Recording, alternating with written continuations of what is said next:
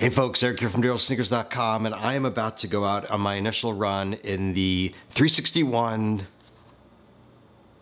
Spire 3s. Now this is the second shoe I've worn from 361. The first one I actually wound up not reviewing because, well, to be honest, I just didn't like it. But I put these on for the first time this morning, and I gotta tell you, I like the design. I just pulled them out of the box. I'm really looking forward to my first run. All right, first impressions when I come back. I love mint tea. And I gotta tell you, it's hard to find spearmint. Every tea out there is peppermint. Spearmint's so much better. Okay, all right, back from my maiden run. I'm just getting over being sick, so it was just a very slow 4-miler. I'm trying to get back into it. I'm coming back from recovery, then I got sick. My life's a mess. First impressions, super comfortable. Definitely a much wider toe box than I'm used to, much longer than I'm used to. This is size 10 US, but I felt like there was a lot more room in the toe for me. I'm used to running in the Asics Nimbus, and these definitely do not have that kind of cushioning. So it's like Asics Nimbus is in the same category as like the Wave Sky from Mizuno. This is not them. You definitely get a lot more ground feel out of this. I'm not saying that's better or worse, I'm just saying it's a different category of shoe. This has a 9mm drop, I'm used to 10. I can't tell the difference.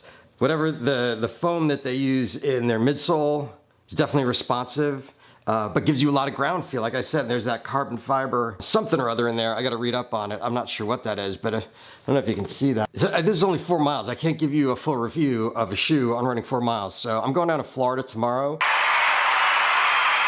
I'm gonna take these with me. I have to do, according to the coach, in order to get up to speed for the New York City Half Marathon, and up to speed, I mean just up to distance, I need to sort of pile on the miles quickly without hurting myself again. So I'm planning to do at most an 8-mile run in these. I'm gonna see how it goes. I'm gonna bring another pair down with me just in case these wind up not making the cut for me for whatever reason. All right, so I'm gonna be back in a week and I'm gonna tell you what I think. Okay, hang in there.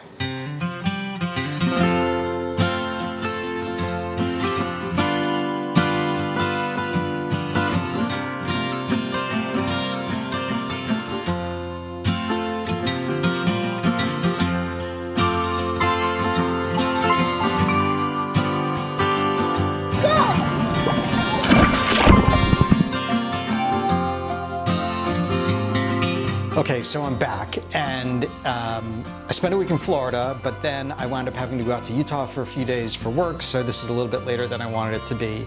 So let me get right down to the review, but I've put a bunch of miles on this shoe, and I feel like I've gotten a really good opinion of it. So let's start with the outsole. You can see that it is blown rubber. It's got some nice cuts, so it's going to give you a lot of flexibility there, and you're going to be able to heel down and toe off, or midfoot down and toe off, or toe down and toe off, and have a really good flexible, but kind of rigid too, because it's got this, they called it fiberglass. I've seen it's called fiberglass and carbon fiber in 2 different places. It does look like a carbon fiber weave to me. There's a carbon plate in there that's going to give it a little bit of rigidity, and it's going to keep it from twisting up on your foot. They have their EVA foam and what they're calling their quick foam, and you'll see that on the medial side, on the lateral side, there's a little bit more than what's on the medial side.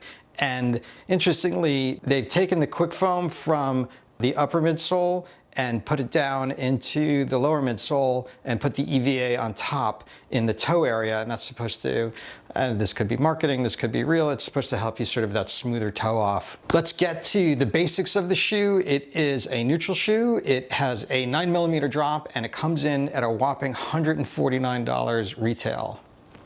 Okay, about normal for what I see in this class of shoe, but the one thing that I found really surprising for something that's supposed to be, look, it's not a minimalist shoe by any stretch of the imagination, but it's definitely, as I said before, not as meaty as something like the Asics Nimbus or the Mizuno Wave Sky, or anything of that ilk, but it comes in at 11.4 ounces. Now I'm sorry, 11.3 ounces. They claim that it's 10.3. Well, on my scale, it was 11.3, and I was like, whoa, that can't be right. So I took out a bunch of other shoes and I was weighing them, and yeah, it was. I thought maybe my scale was off, but it's not. So this is a really heavy shoe for what it is. Heel clutch is nice and sturdy in the back. It's going to keep your heel centered and really tucked in there. They have what they're calling their pressure-free tongue. It's supposed to keep pressure off your foot while you're able to lock your laces down really tight. I don't know. A lot of R&D went into this shoe, clearly. It's a comfortable shoe.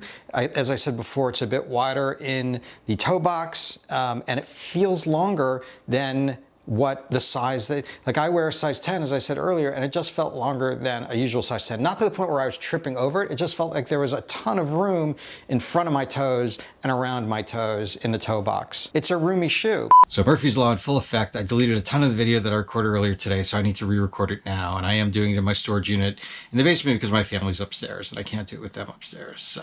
So my overall on this shoe is 2 thumbs up.